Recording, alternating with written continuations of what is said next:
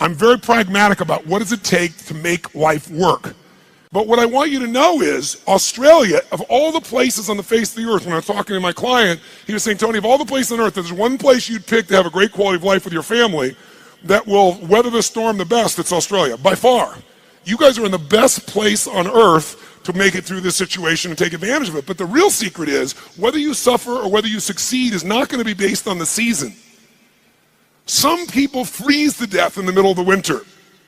Other people ski and snowboard.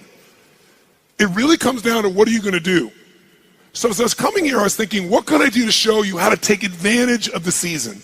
What can I do to show you how you can absolutely, doesn't matter what the season is a bad season financially a good or bad time to start a business? Tell me, which one? When the economy is toughest, is it a good or bad time to start a business? You tell me. Which one? You go, well, of course, that's what he expects me to say is good. But it's the truth. If you look at the Fortune 1000 companies around the world, 65% of them were started in a depression or a recession. The reason is they were started with somebody when all the competition was freaking out. Somebody could start, like Apple Computers, in the middle of a recession with selling their Volkswagen bus and coming out with some ideas because everybody else was scared and wasn't willing to do whatever it took.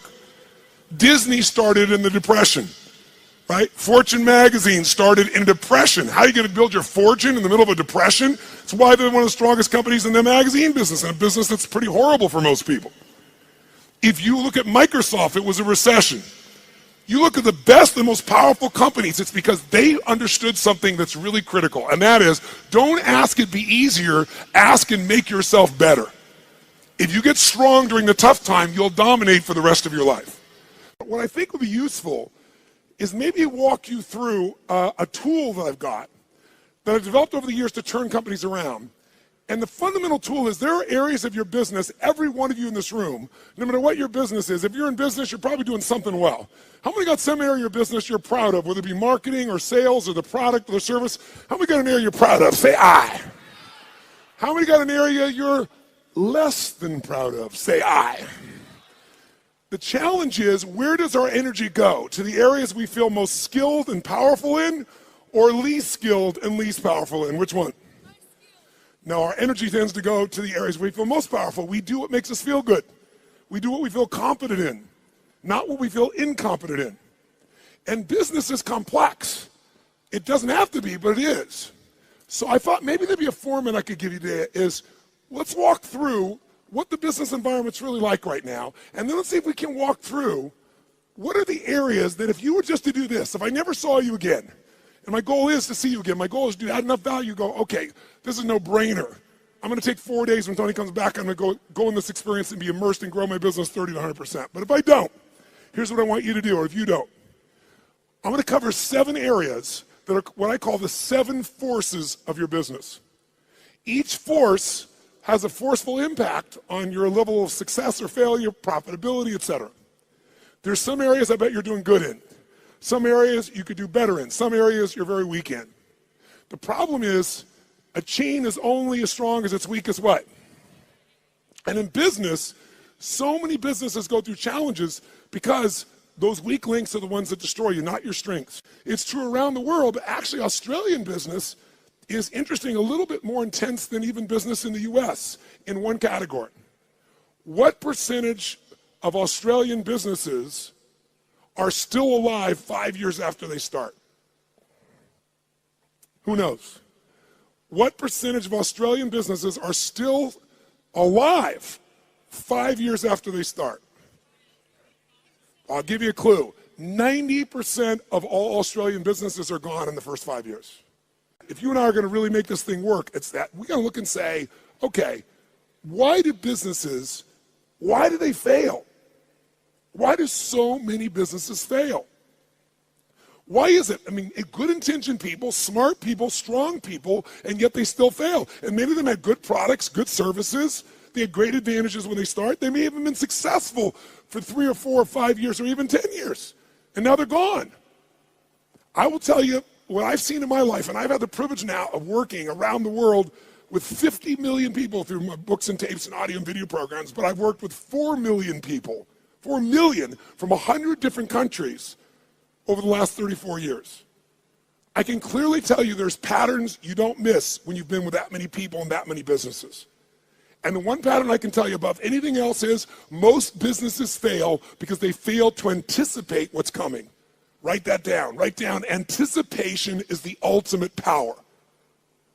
If you fail to anticipate, no matter how smart you are, you're going to end up reacting and your business will pay the price. And the price in the sport we're in is death, the death of the business, just like a gladiator. Now, what do I mean by this? Maybe I can show you what I mean by giving you an example that more people could relate to. I want you to sit up in your chair with some energy. So I know you're in it. Sit up in your chair with some energy. Make sure the person next to you's got some energy. And I want you to yell out, I, if this describes an experience you really have. And I want you to be honest. If it doesn't describe an experience you have, don't say anything. But if it describes an experience you have, I want you to raise your hand and go, I, all right? So here's my question.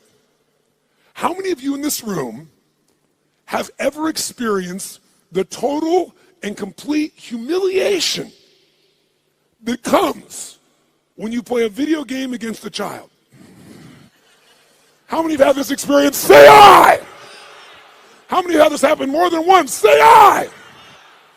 Who always wins when you play a video game against a child? Who? The child. Why? Is it because they're smarter, quicker, faster? In fact, don't even tell me why. Think about how the process occurs. First of all, you don't play many video games, so you're smart. You don't offer to be a part of this game. It usually occurs because one of your children, or you maybe you're an aunt or an uncle to someone, or a friend, and they say to you at Christmas time, Auntie, Unc, somebody, Mom, Dad, play this game with me. And you say, no, I don't play those games. You go enjoy it. I'm no good at it. And they go, no, it's really easy. Let me show you. And they hand you this little gun. They go, just choon, choon, choon, choon, choon, bam, bam, bam. You just shoot guys just like that. It's so easy. And they go, come on, do this with me. And finally, you acquiesce. And then what happens? You should know you're being set up when they say, you go first. And what happens? You pick up that gun, and these aliens come at you, toom, toom, toom, and you're dead usually in about 3.8 seconds. Now the child takes the gun. What happens?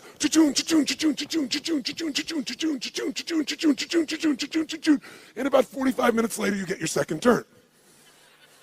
Who knows what I'm talking about here? Say I. Now you're pissed, right? You're like getting competitive. I'm not getting shot in 3 seconds. So now you're really focused, and you get shot in the back, and you're dead in 2 seconds. The kids, 45 minutes later, you get your third one. The kid scores 480 million points, you get 3. Who's had this experience? Say I. Why does the child always win? Is it because they're younger, faster, smarter, more flexible? Their minds are wired this way. No, listen to me. The child always wins because they played this game before. And because they played the game before, listen to me, key words, they know the road ahead.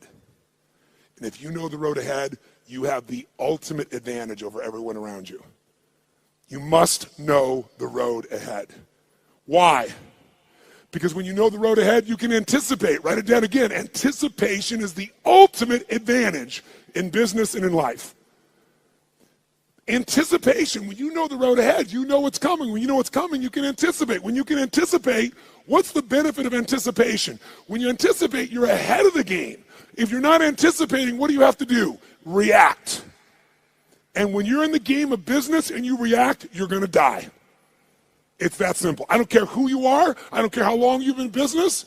If you find yourself reacting, you're going to die. You're in business and you didn't anticipate some of the challenges coming up with technology, and all of a sudden it eats you up in a week, in a month. What you built 5-10 years ago disappears. Who's seen this happen and knows what I'm talking about is real here? Say I. So we're talking about the most important skill of all here. Anticipation, because otherwise you're reacting. Why does the kid succeed? They played it so many times. Guess what they know when the game starts? First bad guy's here, second bad guy's here, third bad guy's here. They don't wait, they anticipate, and they take control. If there's one gift you could give yourself, It's to know this. Write this down if you would. The biggest chokehold in any business, is always the owner/leader. It's the owner-leader's psychology or skills. The biggest chokehold in any business is the owner-leader's psychology or skills. Your mindset, what eats you up is you don't know what's coming. You don't have the skill to handle what's coming because you don't know it. Or you're so beat up psychologically, emotionally by what you've been through, you can't find the answer. So as a result, you end up with a story that limits you. You end up in a state that limits you. What's stopping the business, another way of saying this is the story, the state, and the strategy of the owner or the leader. If you change that owner or leader's state, story, and strategy, you change everything. If you don't, they're not going to succeed. So Bill Gates is a gutsy bastard.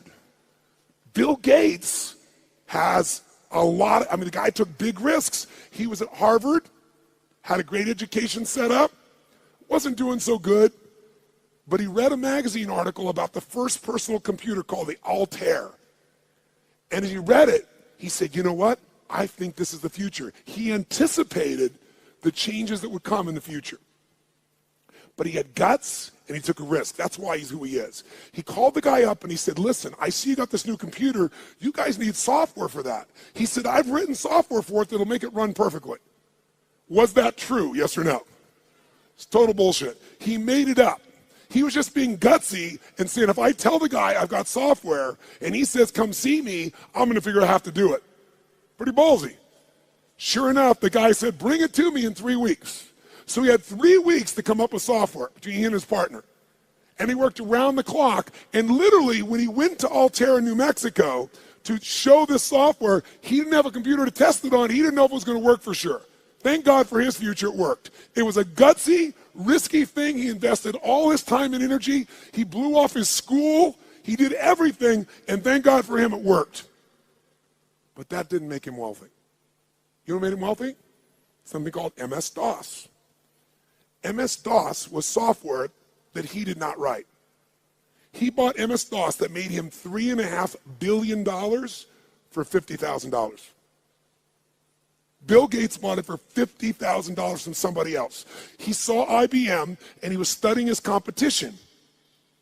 And he said, they think they're in the computer business, and I think the computer business is going to become a commodity at some point in the future. I want to control the intelligence that controls those computers. So what I'm going to do is I'll offer the software and I'll just go buy it from this kid over here. Now, $50,000 is a huge sum of money. Most business people don't have guts, they don't take risks, and they don't invest. He said, I got to do this. Rolled the dice, got it locked up, went to IBM and convinced them. Now, IBM wanted it. What did IBM want to do? They wanted to buy it from him. He said, no, I'll rent it to you. They said, no. He said, look, you're not in the software business anyway. You're in the computer business. You don't want software. Software changes. You don't know that area. Let me do this for you. The biggest strategic, remember I said your life is controlled by your what? Decisions. That decision made him wealthy. That decision for IBM made them a has-been in a short number of years. You have to anticipate the shifts. Am I making sense with you here, yes or no? So, what's the solution? The solution, listen to me, is constant and never-ending improvement on the areas that control the success or failure of your business. Constant, never-ending improvement. It doesn't have to be huge, but it has to be constant. Incremental improvements in the areas that matter on a regular basis, and you will dominate as long as you also anticipate. So let me give you 7 real fast because I'm on tight on time. Let me give you the first of the 7. Let me show you how it works. I'm going to start with the end in mind. If you're going to be successful in business, the end outcome, what makes somebody successful in business is not that they make a sale. If all you do is make a sale, you made a little money. To have a business, it has to be sustained.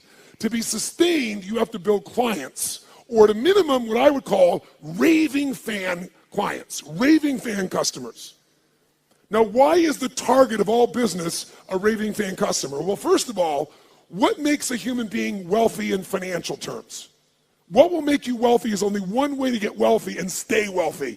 Add more value to other people's lives than anyone else can possibly do. If you add more value than anybody else, you will have people be a raving fan of your product, service, or company. And raving fans are the best marketing in the world because today, nobody pays attention to advertising unless it's shocking. And even then, it doesn't necessarily sell the product. What sells products today is people telling people this is the best shit you can get. How many agree with me on this right now? Say aye. And you can't buy that word of mouth. You can only deliver it by delivering such an incredibly valuable experience or product or service that people tell everybody about it. The first key to getting to that target, if we're gonna grab hold of our energy and we're gonna race towards this target, is you have to do step number one. Step one in a business is you got to know where you really are.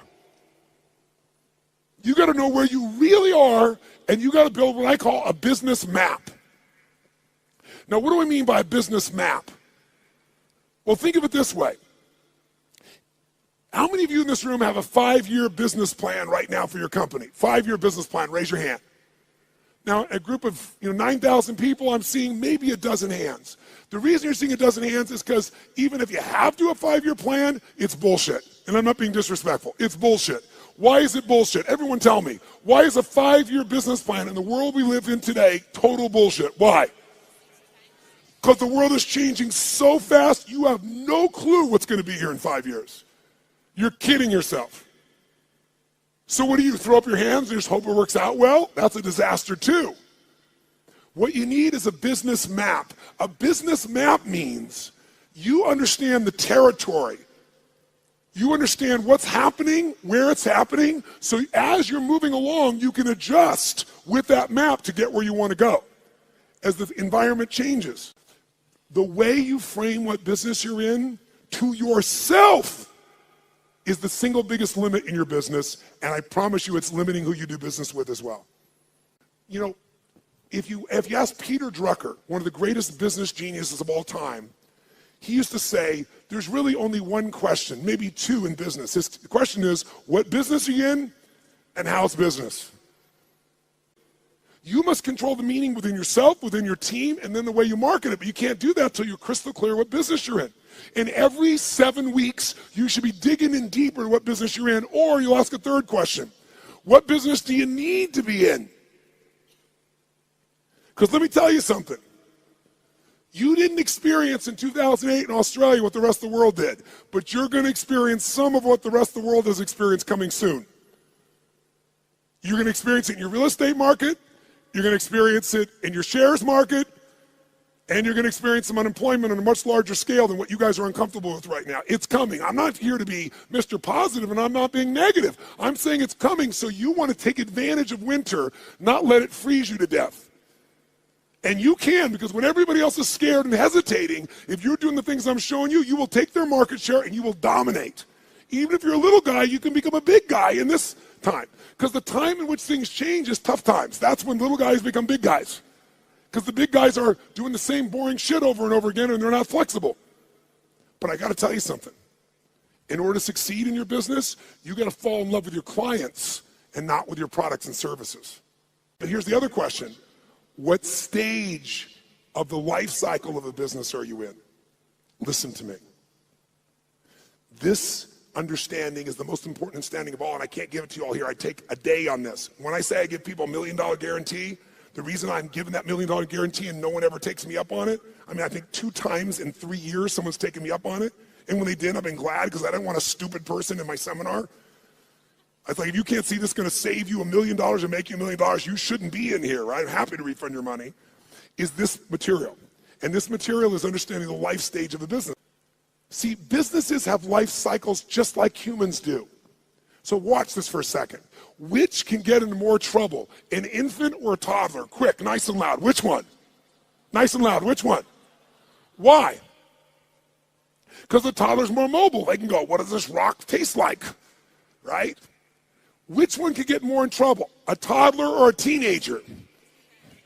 That's right. Tell me, if you give your car to a teenager and you say, drive it never above the speed limit, what can you promise and guarantee they're going to do?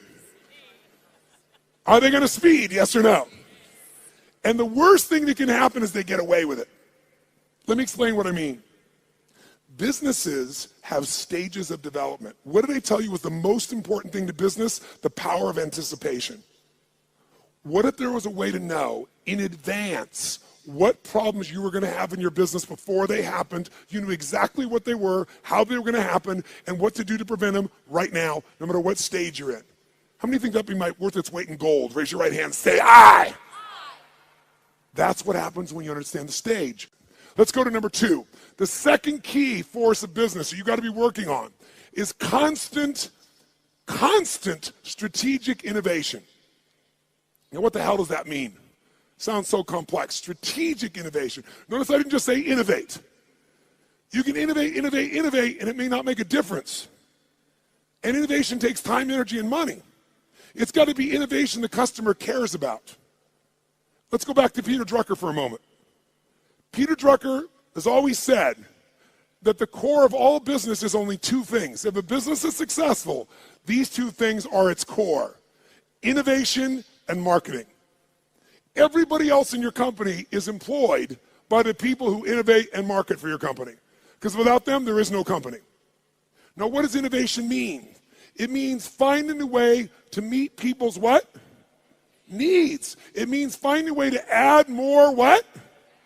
Than anybody else is adding. But listen to me. And maybe this will help you understand innovation in a different way. People say, but I am meeting their needs and my customers are really happy, so why innovate? Because it's called innovate or die in the world we live in. Let me explain why. How often does Apple computer, even though they're the best, find a way to innovate again? How often can you count on it? Is it consistent, yes or no? Every year, sometimes multiple times in a year. Isn't it true? That's why they're number 1. So what you have to do is you can't just meet your needs. You got to meet their needs in a new way. Meet the needs even more. Add more value, but do it in a new way. That's how you have raving fan clients. It's not enough to meet their needs. It's not enough to add more value. Got to do it in new ways all the time. It makes it sexy. It makes it mysterious. It makes it interesting. It makes them want to engage you. It gets them to tell everybody else about the new thing you're doing. Okay? Now, let's go to number 3 real fast. I'm going to have to kick this in gear to catch up. So number 3 is, if you, what was it that we said Drucker said? All business is 2 things, innovation and what? Come on, guys, innovation and marketing. Answer this question for me. Does the best product or service always win? Yes or no? Nice and loud, yes or no? Which company always wins? McDonald's? Where is that?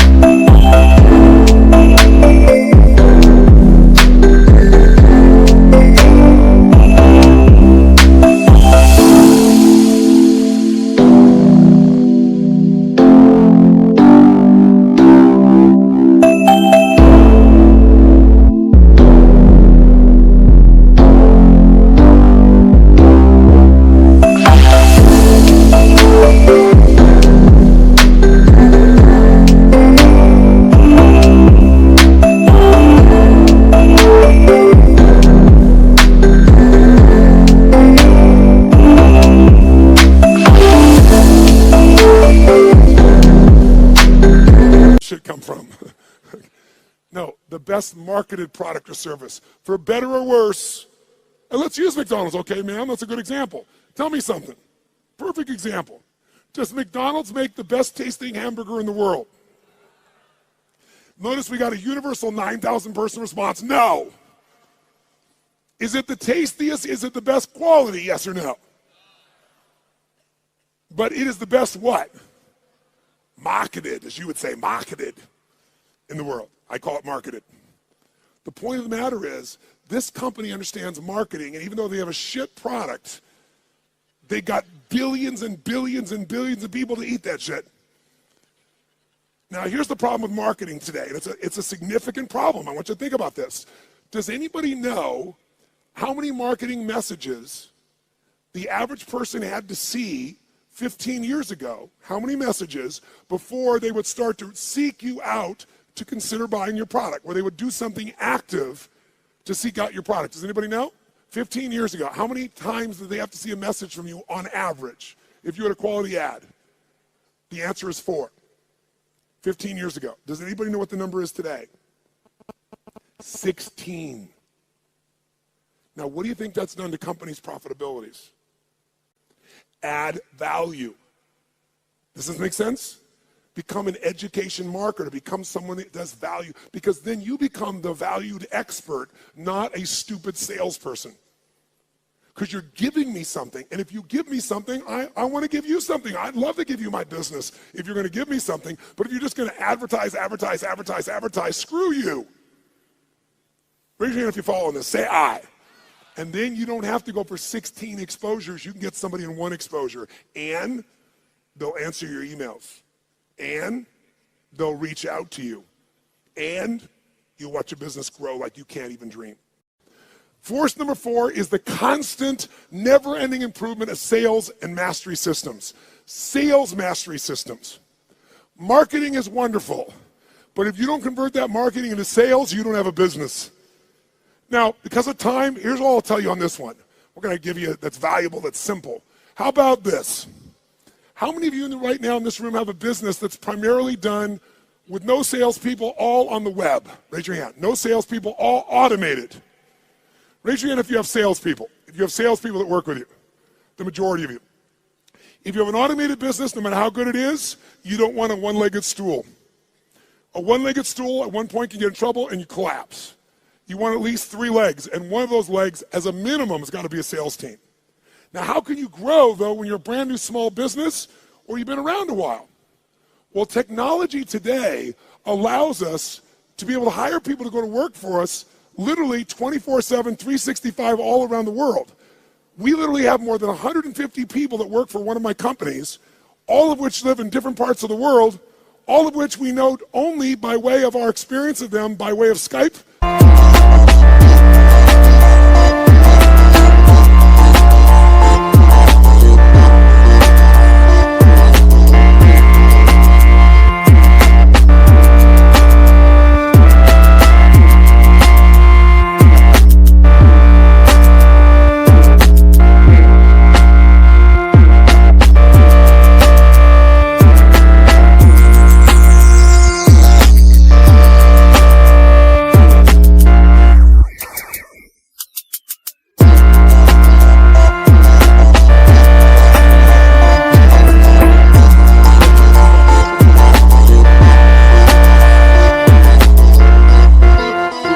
Where we can see them and coach them, but we measure them better than the persons in the same room with us in the old days. We know what they're doing every moment. We know people are responding. We know everything because it's all fed to us by the web. We have virtual companies now. So if you don't have a lot of resources, we can show you how to get 3 or 5 salespeople in your little company, like these couple of guys here that right now are operators. What if you had 3 people that their entire life was about how to make sure they filled your business? Well, you wouldn't have 1 little location, you might have 5. But here's what I can tell all of you, just give you one quick hint in this area in the time that we got. Write down one thing. Great salespeople are not trained, they are found. Great salespeople are not trained, they are found and then trained to be even better. And this is coming from a guy that's trained 2 million salespeople in the world. I did that for 15 years. It's one of my jobs. Here's what I mean by this. Write down this phrase. Nature is the most powerful factor. Nature is the most powerful factor. If I was going to give you something in 2 seconds right now, I'd say it's this.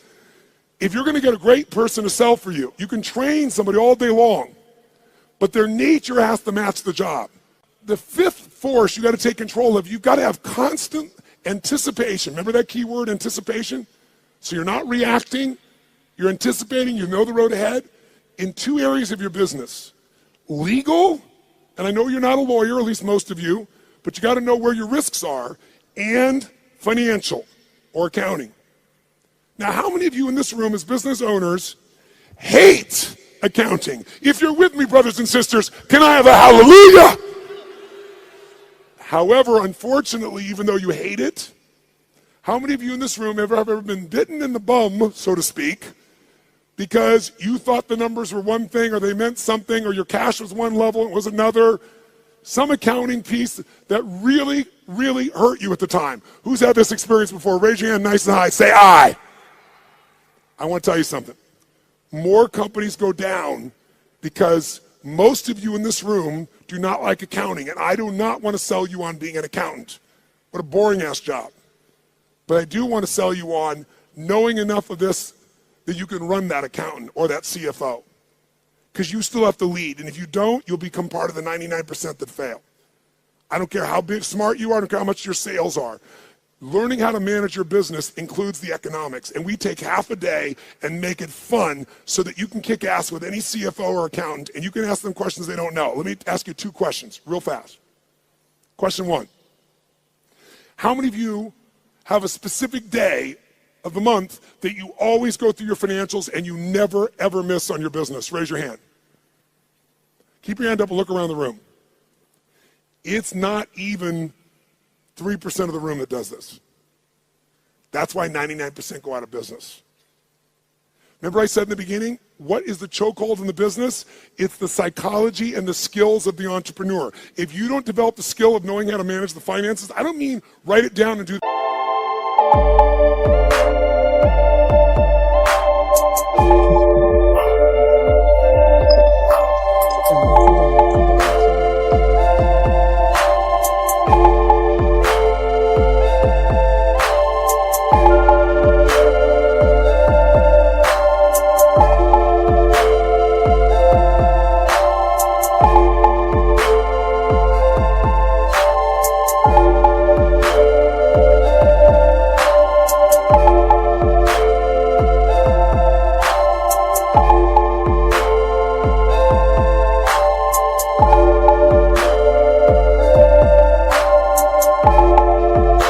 accounting. I mean, know how to read that and use that information as intelligence to guide yourself. You're going to be in trouble. In business, nobody gets a special license. You can go out there and know nothing about numbers except what you think you know, and that's why you go out of business. This is a skill. If you don't get it from me, you better go get it now.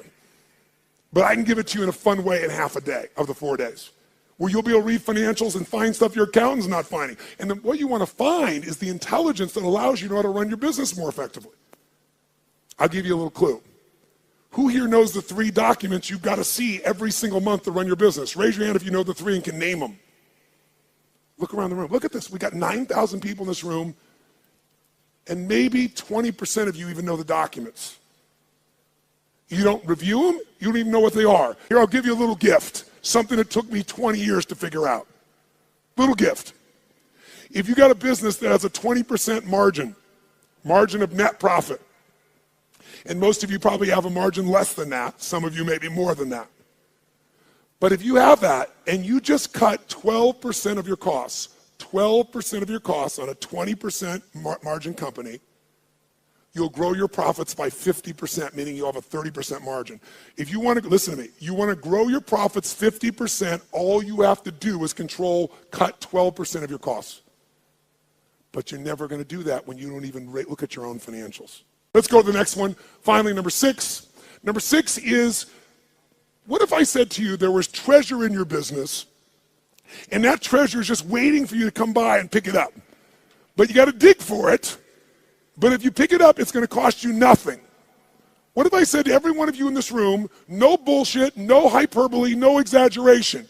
In the next 6 to 12 months, 18 months at the outside, in a tougher economy even, you could grow your business 30 to 130%, no exaggeration, no hyperbole. And it's not going to cost you any more money to do it. When I say it's not cost you any money, let me be honest. You might find by spending $5,000, you could make $150,000. Or by spending 10, you could make $500,000. So to me, that's not spending money. How many follow what I'm talking about here? Say I. That is this skill. This is my strongest skill. This is why companies call me in to do turnarounds. This is why my companies are where they are through all the economies and all the countries I've been in, all the industries. You have to learn the skill of optimization and maximization. That's this point. You have to learn to optimize and maximize your business on an ongoing basis. Now, what does that mean? It means figuring out how to do what you're already doing, where you get a geometric result from a bunch of small changes.